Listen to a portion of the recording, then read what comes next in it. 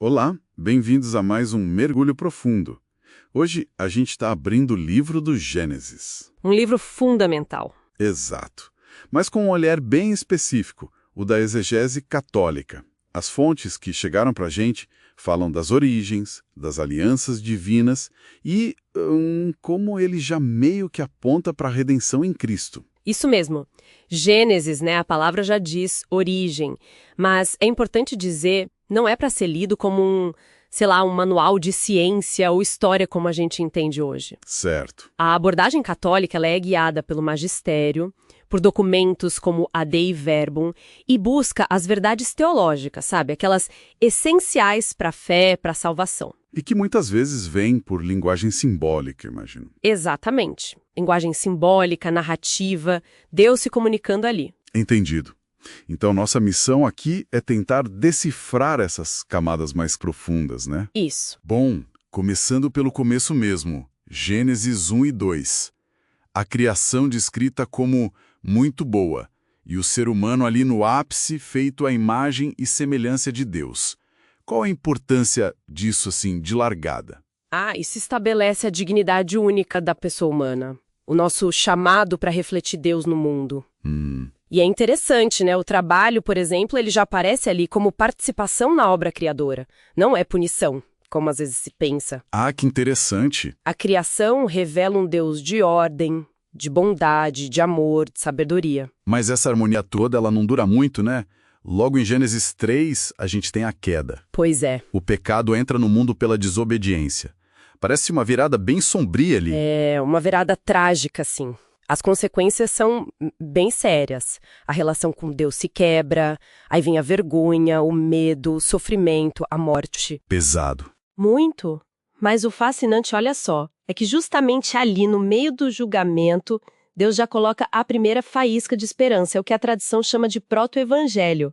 O Gênesis 3,15. Exatamente. Aquela promessa de inimizade entre a descendência da mulher e a serpente. A tradição vê ali um prenúncio da vitória de Cristo sobre o mal, com Maria tendo um papel especial nisso. Então a graça já começa a agir ali mesmo. Já age ali, na aurora da humanidade caída, a promessa já está presente. E essa dinâmica, essa tensão entre pecado, aí o julgamento, mas também a promessa.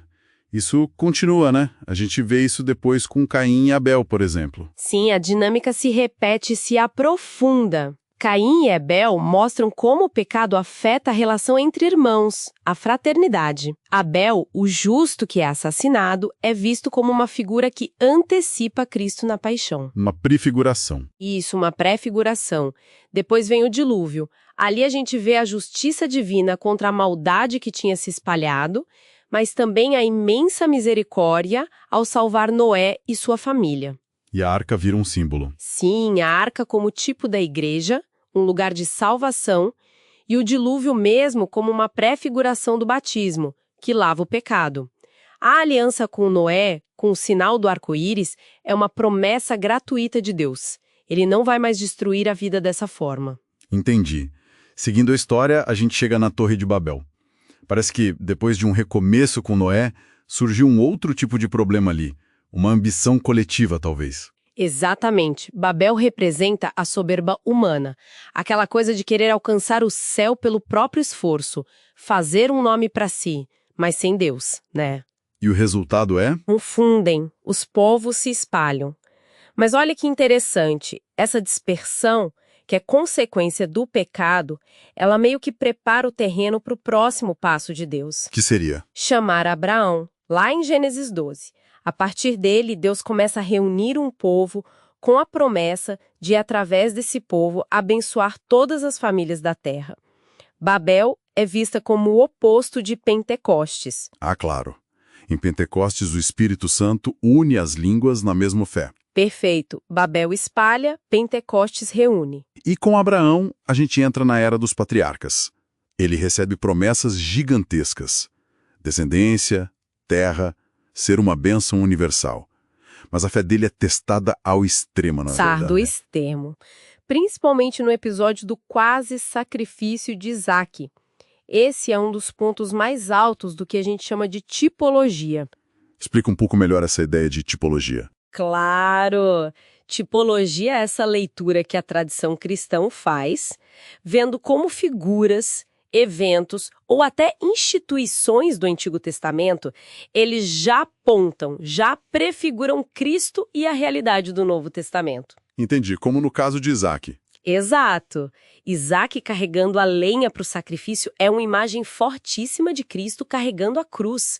A fé de Abraão, quando ele diz Deus proverá, se cumpre ali com o cordeiro que aparece preso nos arbustos. Apontando para Jesus, o Cordeiro de Deus. Perfeitamente. Essa leitura tipológica é fundamental para a interpretação católica do Antigo Testamento, especialmente Gênesis. E depois de Abraão e Isaac, a aliança passa para Jacó, aquele que luta com o anjo, né? E recebe o nome Israel. Como ele se encaixa nisso tudo?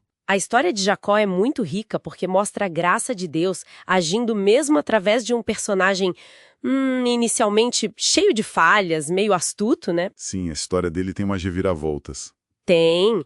E aquela luta noturna com o anjo ou com Deus mesmo simboliza o combate da oração, da fé, aquela perseverança que é necessária para receber a bênção. Isso prefigura a agonia de Cristo no Getsêmani e a própria luta espiritual que todo cristão enfrenta. Faz sentido.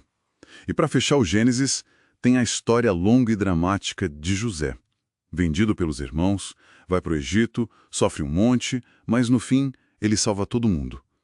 Parece um resumo de tudo isso. José é talvez a figura mais completa de Cristo em todo o Gênesis. Pensa bem, o filho amado pelo pai, rejeitado pelos próprios irmãos, vendido por moedas, sofre injustamente.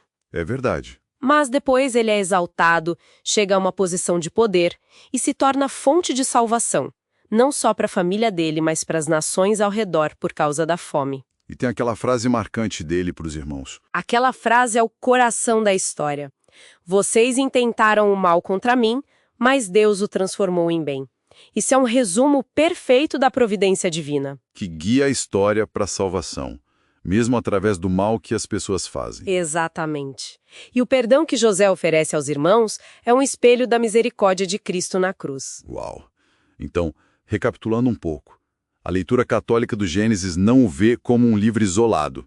Ele é a base, a fundação indispensável que introduz temas, figuras Adão, Abel, Noé, Abraão, Isaac, Jacó, José, que vão encontrar seu sentido pleno lá na frente, em Cristo e no Novo Testamento. A chave é essa leitura tipológica. Perfeitamente colocado. Gênesis revela o início de um plano divino que é coerente, sabe? Criação, queda, redenção. Isso percorre toda a Bíblia. Mostra um Deus que é fiel às suas promessas, cuja graça é sempre maior que o pecado humano. E cuja providência guia a história. Sim, guia a história, às vezes por caminhos que a gente não entende na hora, mas que conduzem à salvação oferecida em Cristo. É realmente impressionante ver como essas narrativas tão antigas são carregadas de um significado teológico tão denso que ressoa até hoje. Fica até uma reflexão, né? Qual seria? Pensar sobre como essa ideia da providência divina, que a gente vê agindo mesmo através das falhas, das injustiças, do sofrimento nas histórias de Gênesis, como isso pode talvez moldar a forma como cada pessoa encara os próprios desafios e as reviravoltas da sua própria vida. Uma excelente questão, fundamental para levar adiante e continuar a meditar sobre isso.